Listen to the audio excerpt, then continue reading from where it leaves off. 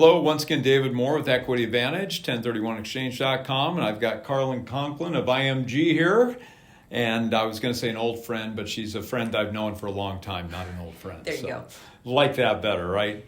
So we've been talking about a lot of different aspects of IMG and what you guys do there. And I just want to sort of put out there, people, you got to understand what, gain has nothing to do with profit. So, I've got Equity Advantage that handles exchanges, and in recessionary times, people think, well, gee, I lost money on this property. You could lose a property to foreclosure or short sale and still have tax liability. So what happens in that situation, you're subject to something called phantom gain, and in a foreclosure, the debt on the property is treated as a sales price. So if the debt exceeds the basis, you've got taxes. So a lot of times what will happen is something goes away, and fortunately during the last crash, we had a lot of people with, once again, non-recourse debt, so that didn't beat these people up with their ability to go get financing going forward. But they would be in a situation where they're losing an asset, and they had a simple choice. Do I want to lose it and pay for the privilege of doing that? And if you look at the tax consequence, it's typically going to be around 40%. Or maybe they do an exchange, which is really funny because I don't get any money during that relinquished property, right? We're just sort of stepping in pre-foreclosure. When it's foreclosed, it's ours, not theirs. So we've isolated the taxpayer from actual or constructive receipt of debt relief. And that's where the trigger point is. But they could go into something like you've got and take care of it. So when you look at gain on a transaction, really one of the most important people in your life is going to be your tax people. Karlin was talking earlier. We're talking about experts, and it's critical you take advantage of the experts in your life. And there's absolutely no such thing as a dumb question. You got good people in your life, little nuggets of knowledge going to help people get where they want to go, or at least see what's possible there. So, we were talking during the break about putting money, into Wall Street or putting money in the banks. And it's sort of interesting because, here we are, the borrowing rates keep going up. But what do we get in savings accounts? Still next to nothing, right? So it's sort of funny how that happens. If the rates are going down, boom, my savings accounts get adjusted immediately. But going up, it's sort of a lagging thing that happens there. So I would just caution people when you're going to sell stuff, take a look in your life. If you're if you're a refugee from rental houses, you don't want to deal with that, consider something like IMG and Karlin has to offer, because it's going to be a great place for you to go without having to pay the tax. If you just sell and pay the tax, you're going to have depreciation. Federally is 25% typically for most of our clients. Appreciation is 20%.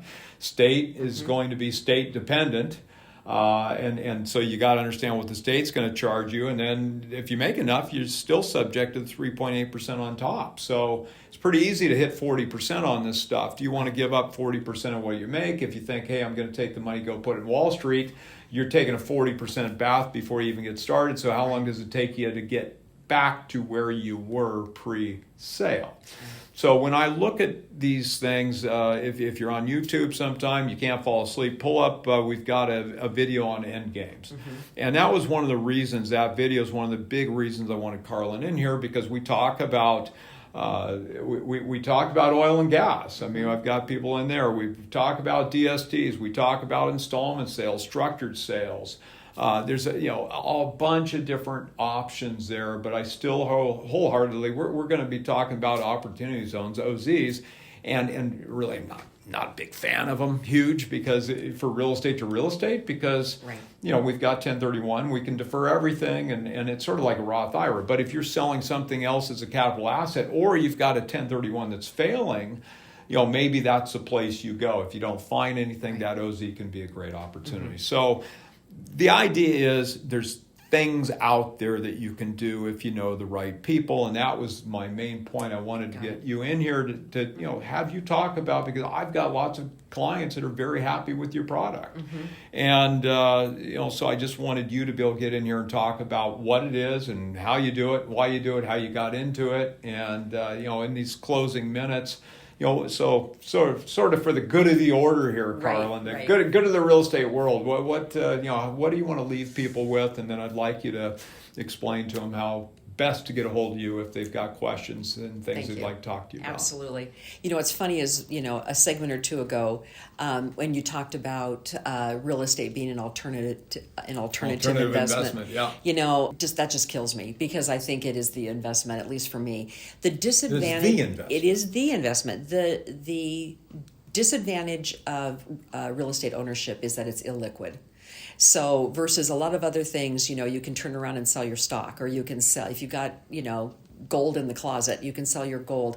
Real estate is fairly illiquid, whether it's the loan that's pulling you back, or you're in a syndication like we do and nobody else wants to sell. Your money is tied up. So what we will often encourage our clients to do, especially if they're investing as a limited partner with as little as 25, make sure you've got some cash in the bank. This money is going to grow, but you're probably not going to touch it for 3 to 5 years. So be patient and know your own personal portfolio, what it's doing. So we're working with clients in IRAs, in exchanges. We have a lot of clients come to us that are not in 1031 exchanges, but they've just pulled $1 million out of the stock market. They want their own entity, and so they still invest as a tenant in common, because whatever happens in 5 or 10 years when we sell the property, they may want to exchange with us, or they may want to take their money and go. So there's a lot of different ways to invest. If somebody wants to reach us, I would encourage you to go to our website and check it out. It's www.imgre.com. You get my direct email is karlin.conklin@imgre.com. You can certainly reach out to me as well. We are very, very accessible.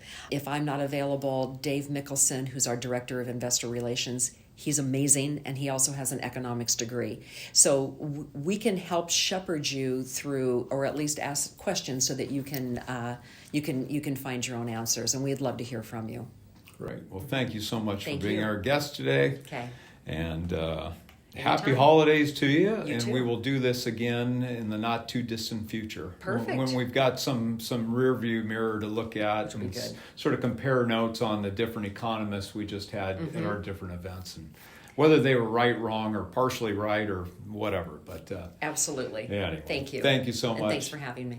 Thank you, everyone. David Moore, Equity Advantage, 1031exchange.com. And please subscribe to our video stream. It really helps us with content and helps us get out there. If you've got ideas for something you'd like to see us cover, please don't hesitate to reach out, and we'll be happy to accommodate you. So happy holidays, everyone. Thank you for joining us. Bye-bye.